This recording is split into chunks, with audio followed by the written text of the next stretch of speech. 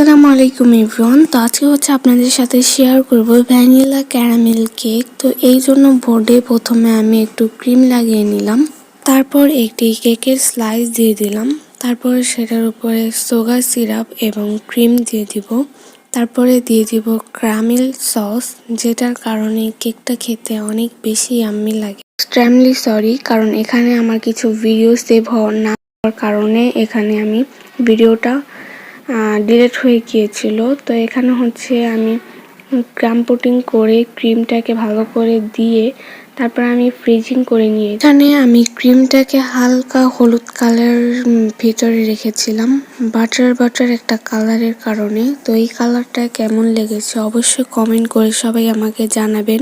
সবাই আমার ফেসবুক পেজটাকে ফলো করে রাখবেন এবং আমার ইউটিউব চ্যানেলটাকে সাবস্ক্রাইব করে পাশে থাকবেন। তো আমার এই ভিডিওটা কেমন লাগলো অবশ্যই জানাবেন। আল্লাহ হাফেজ।